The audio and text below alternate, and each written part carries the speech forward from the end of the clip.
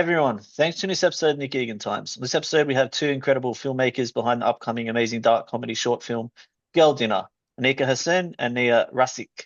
Anika is a New York-based storyteller with roots at Marvel, Hulu, and Dolby. Anika brings a sharp, imaginative eye to immersive filmmaking. Nia is a California native with a background in entertainment marketing for studios like Warner Brothers and Amazon MGM. Infuses her work with raw, character-driven emotion. Together, they have both co-written and co-directed the amazing short film Girl Dinner, a bold, chaotic, and deeply honest look at the complexities of female friendship. Welcome to the both talented Anika and Nia, and thanks for coming on the podcast. Hey, Thank you so much. thanks for having us. You're very welcome. All right, let's jump straight into it. Take us back. Tell us about both your individual backgrounds, your lives, your families, and everything relating to that. I can go ahead, but I grew up in New York, in Queens specifically. So just with my family of five siblings, very much all the grounds up, just an immigrant family and growing up in like a very cultural space.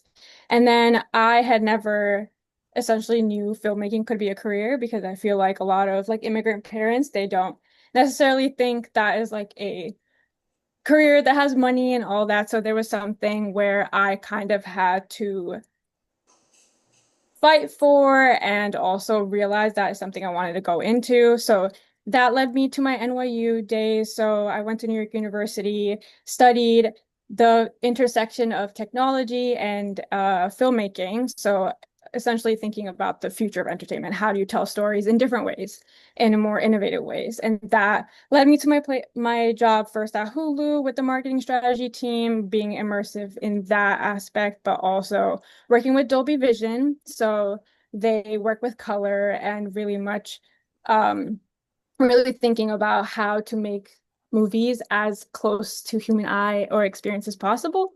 And that led me to Marvel today. I work on the trailer finishing team. We all the trailers we see are produced by my team and specifically for color and sound. So throughout all the titles, and that's really fun. I meet really crazy people in the industry. But now I think, and I think Nia can talk to this as well, even with all the work we do corporately for entertainment, there is this feeling of wanting to make your own stories and not needing to essentially follow this whole bureaucracy of the studio and how Hollywood sometimes can be a little bit traditional, sometimes can be very much this is how things have been. We're going to keep doing this way. And I've always was interested in the innovation of storytelling. So meeting Nia allowed me to also understand that, oh, I can make my own stories that I've always wanted to make on my own from ground up. It just takes a lot more grit and a lot more, you can't just follow people's rules. It's more of like starting from the ground up. But that's where I am now. Cool. Nice. And for me, I grew up primarily in California my entire life. We moved around a little bit, like back to Arizona, but primarily my entire life I kind of grew up in Southern California in Orange County.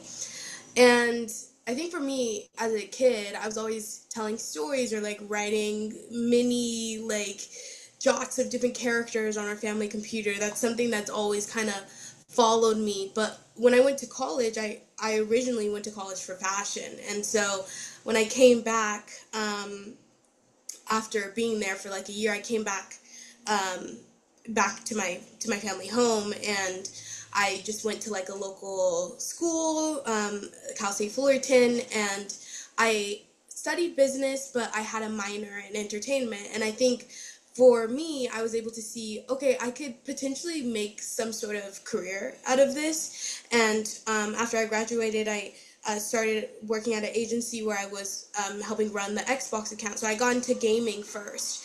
And so I was doing gaming. At some point, after I was there for a while, I left, entertainment, and then I came back. And now work at a different entertainment agency where I, have the privilege of getting to produce the most craziest campaigns for like Sinners and Barbie, Oppenheimer. Like I've been able to touch so much. And to Anika's point, I think being able to touch the biggest, films and TV shows, I think it really prompted this like inspiration of wanting to create something that was of my own and wanting to tell stories that really, reflected aspects of my own life. And so that, through meeting Anika, we were able to kind of start this collaboration and partnership. Incredible. And how did you actually both meet? That's what. Funny story that everybody asks us. We met at this tea shop in downtown LA. They do a lot of like night events. It's called Shiloh. Tea at Shiloh or Shiloh, but Tea at Shiloh. And it was so random. I feel like I always say this, but Nia's one of the only people I've met like randomly outside of school, outside of everything that I still have contact with and actually have a working relationship, which never you meet people every day and you're like, hey, we'll talk, and it never goes anywhere. But Nia's like one of the only people I feel like I might randomly and still talk and still work together. But yeah. Yeah, and it was just so like serendipitous, like of us meeting. And like to Anika's point, in LA especially, you meet so many people who are like, oh yeah, we can collaborate or we can work on something together, and you never hear from them again. But there was something kind of special about us meeting and us kind of bonding over the certain type of topics we wanted to you know address in our art. And yeah, no, it was like a really crazy random experience, but we're both very very glad that we met that day. Yeah, amazing. And how would you both describe your working and I guess your friendship as well? I would say I feel like we have a lot of differences on the external front of like things that we like and stuff, but I feel like the internal, I think we always talk about this too. After we met, we had dinner at this Chinese place, which is interesting because girl dinner also has a lot of like Chinese takeout involved in the story. But we went to, and then we kind of spilled our whole life story at each other. So I feel like we always felt safe with each other initially. I think it's like an evolving relationship. I more so she's has I we have similarities in our backgrounds of like understanding like growing up in big cities and also just being a woman of color as well.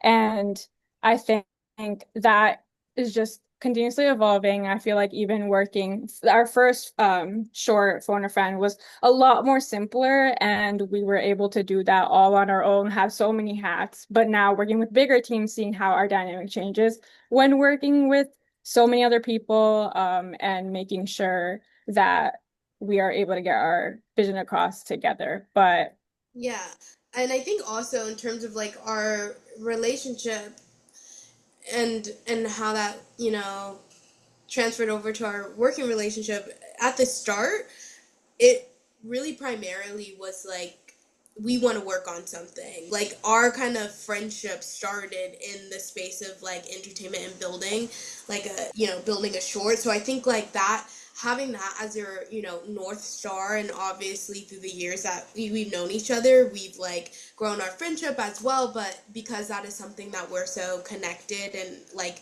strong on, I feel like that's helped us be able to navigate when we're working with different teams and different projects. But yeah. yeah, Yeah, I feel like it's kind of unique too, is like some friends can't work together and some coworkers can't be friends. So it's interesting that both align or work together. sure. Thanks for sharing. That's great insights. All right, let's talk about your amazing short film, Girl Dinner. Talk to me about that, how the experience was, and I guess the inspiration behind it too. Yeah, I can kind of go through the like how it came to be, and Anika can kind of walk through like Sure. what it's all about. But we originally, we love to be in LA, go to different events and things like this and things like that. And we were already kind of finishing our first short. We were thinking about different ideas we could work on, and so we actually went to an event in LA called I think it's like the short Great. film. Great Short Filmmakers Club. And so we met tons of people there, and we met a writer named Javier, and Javier was looking for directors to kind of work with. We came off of our first short, and so we wanted to, see how we could collaborate with another writer. And so really quickly, like the three of us just started having like conversations and like different like themes and ideas we could pull out, and so that kind of started this like whole thing of girl dinner, and be able to cultivate a script together, and that's how that process started. But Anika, I love when we talk about what it's about because it's kind of crazy. Yeah. I think also like just the characters, there's three characters, so and also three writers. And I think we were just sitting around cafe table, just throwing ideas around on who these characters could be. And we morphed into Joe, Ronnie, and Carla, who are best friends, the childhood best friends that essentially have been estranged for a bit for a specific incident that happened with Joe. And then Joe calls up one night and now they have to go bury a body for her. And I think it's the extreme circumstance putting these girls in that type of story, but also being able to have them hash out their friendship. And at the foreground, their friendship is being transformed, but also they're burying a body. So putting like a specific theme like female friendship in an extreme scenario is a it like makes us more so amplify that relationship and see where those friends can take them. But Yeah. Yeah, I think we always like love exploring, the chaos and how extreme a situation can be using like everyday people that, you know in your own life, and how that would play out. Yeah, awesome. And what was the best part of creating it for both of you? That's a great question.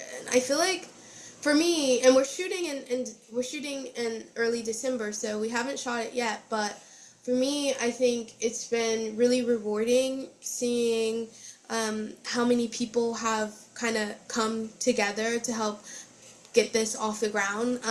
In our first week of fundraising for this short, we had raised over $10,000, and we have a pretty robust team of producers, and obviously we have our writers, but we're working with like DPs, and just seeing our community come and support us telling this story that is really near and dear to our hearts is something that is just so rewarding, and we're so pumped to shoot later in December. yeah, and going off of Nia, I think rewarding part for me is also being able to communicate our vision and then seeing people understand it. Because I feel like as directors, you get scared a little bit if every single department, every single person on this team will understand the vision, be able to get it across. But so far, communicating our story, I think all of our team understands it from different angles.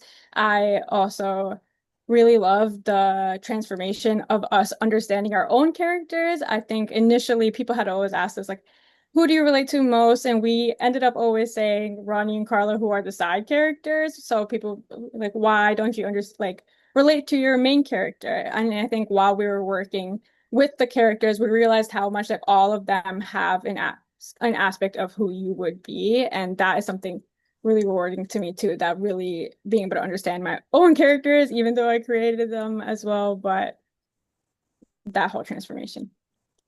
Yeah, it's tremendous. And what was the most challenging part of it? And actually, even more than that, what's been the most challenging part of your career so far?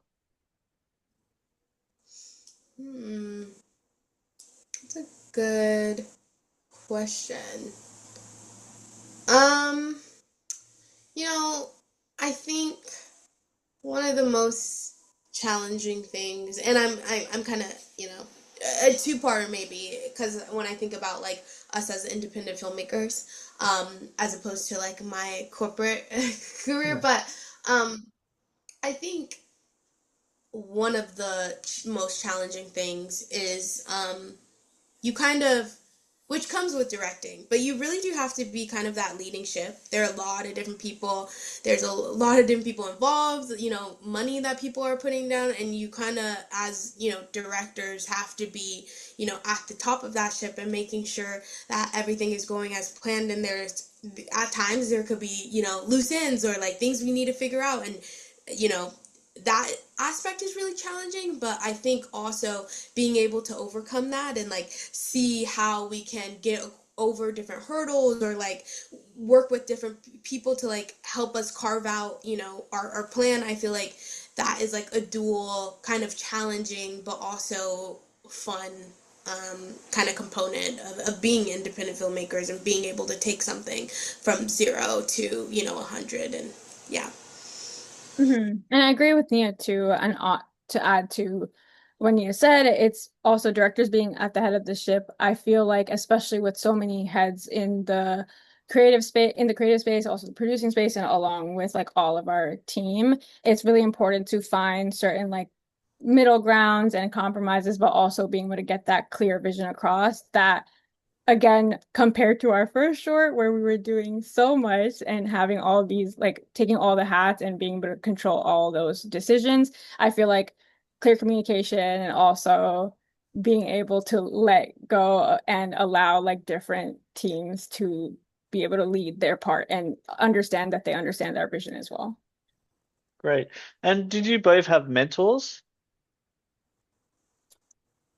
Yeah, I've had a couple of mentors around throughout my life. I think especially at NYU, my professors had been mentors. I've had my film professors. I've one particularly Rachel Ramis, who's also directing a couple different like episodes across like CW and all that. She taught me race representation television, and her advice has always been very helpful. Even after NYU, I think the like reaching out to particular people in the industry that I work with. For instance, uh, uh, yeah, for instance, like my one of my friends from the who I work with, who's a DP, being able to understand like her her journey of independent work while she's also working corporate allows or gives me more she gives me more advice on how to balance that as well. So throughout my life I've had different mentors and I still do.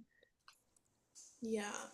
Yeah, I think for me, like, I didn't really come into this space in a traditional way. Like, I didn't really go to school for it and things like that. So, I didn't really have, like, some, a mentor who was kind of at the top, helping really carve out a plan for myself. I think honestly, it's been like my peers and the people that, I've met in LA who are also trying to do the same thing.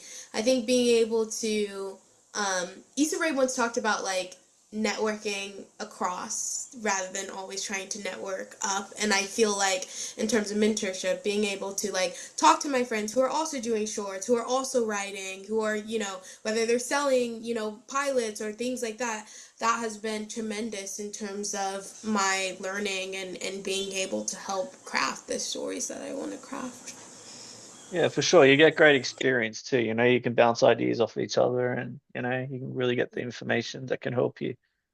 What's both the best compliments you've received each? Wow. I'm like, I should think about that, huh?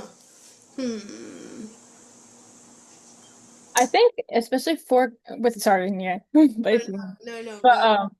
recently I feel like for Girl Dinner we have had a lot of people enjoy the script and really excited to see the script, especially if they're putting, support and money down. That is like a compliment in itself. But I think for specifically working with our actors, I think our recent director chat, they are very appreciative on how communicative we are and how much we try to foster a relationship instead of just, straight on going to lines and really just build a friendship with them as well as the story is about friendship. But I think we get compliments on being able to foster a relationship even outside of the work environment and being very much always open to them reaching out and having that not such a closed off like director, this is director, you can't talk to us like feeling, but more so just this openness that I think everybody appreciates. Yeah, I feel like I'm also going to slightly steal your answer. I also feel like, you know, the one of the best compliments is seeing, because we've like sent our script up to like friends, family, people in the industry, people who have no like attachment to entertainment at all, or like even my parents who like have no attachment to the industry at all, and just seeing the really positive and like overwhelming, like this is like so great, I would watch this, I like want to see this, I would put money in that, like that is also I think such a great compliment, and it really like pushes us forward to be like, okay, no, I think we're on the right track and we can like continue with what we're doing. Cool. And what would you both like your legacies to be? Oh, that's a big question, but I think I've going back to like my upbringing and how much I feel like it's not very much known for like someone like me or with my immigrant family to go into this type of career. I would like to be known as someone that did create what she wanted to and that did tell the stories that she never saw growing up, or she didn't wait to see the stories go at before making them. So want to be known as like someone that created the stories that other people like me, other girls like me want to see. Yeah, I think for me, I remember in like 2014, I want to say. I hopefully I'm not blanking on the year, but I remember Lupita Nyong'o accepting her Oscar, and she was in this like stunning blue, I think it was like a Prada gown, and I remember being so like emotional and overwhelmed with like pride, because I really hadn't seen anyone like me really get on that stage that was just so widely, you know, regarded, and be able to carve out her own path. And you know, obviously since then we have people like, you know, Jordan Peele who've gone on and, you know, gotten Oscars and things like that. So I think for me, what I want my legacy to be is also someone who has like continued to open doors and tell stories that, you know, are inspiring, that move people, that create, you know, conversation and dialogue around. And you know, I kind of want to be that person that Lupita was for me when I saw her, you know, over a decade ago. Marvelous. And what is a moment that's changed both your lives that you can pinpoint?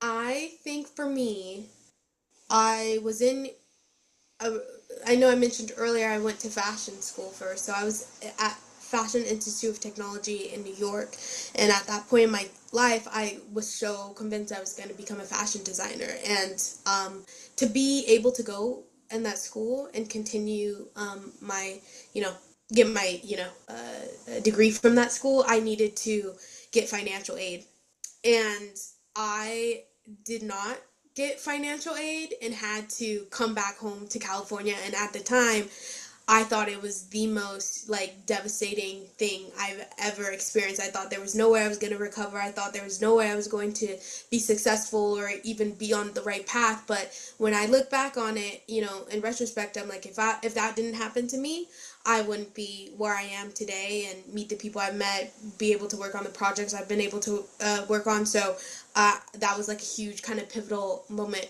for me that I'm, you know, I'm ultimately grateful that it happened. I would say it was like 2020, where I essentially had convinced my parents that I want to leave to LA and really against all their wishes. Because I feel like, again, immigrant parents, there was like this strict like feeling of like staying near your family and staying in the city that you're from, that I leaving and going to LA right before COVID. And then COVID slightly helped me to stay in LA, where I got kind of essentially stuck and kind of never left a little bit. But and my producer always says this to me too, but she came with one carry on and she was like, let's go, we're gonna stay here. I always believed I was gonna go back after the semester, but my producer always says, I always knew you were just going to stay here. And somehow, somewhere, you were going to stay here. And that 4 months turned into 5 years. And I've been working in the entertainment industry for this long. Just never thought I would, like my upbringing or anybody around me would be doing what I do. So that would be where everything changed for me, that 2020 era. But Terrific. You both should be incredibly proud, and it takes courage to do what you both are doing, So yeah, well done. Um, what would you tell yourselves if you're 18 again? It can be personally or professionally, and you could change anything. What would you change? Ooh, that's a really good question.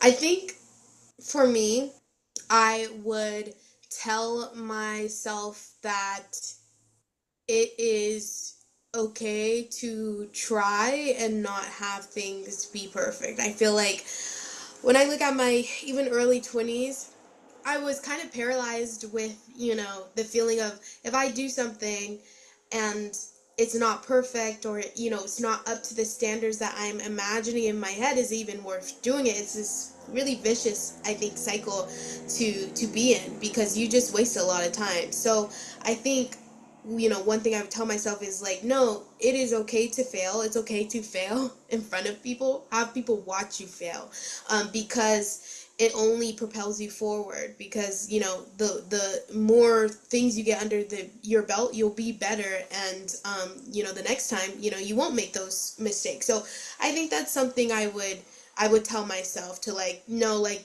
just output, produce, create, really do as much as you can when the stakes are lower because when you get older, the stakes are always a lot bigger. Yeah, sure. And yeah. Anika? And yeah, no, to go up off of what Nia said, I think I spoke about this a little bit earlier too, but don't wait to see it exist. I did that a lot, where especially with like South Asian representation in general in film and media, in America specifically, I was like waiting for these type of stories to be told, and I feel like when you're waiting for that, you sometimes it won't ever come. So I think don't wait for something to exist.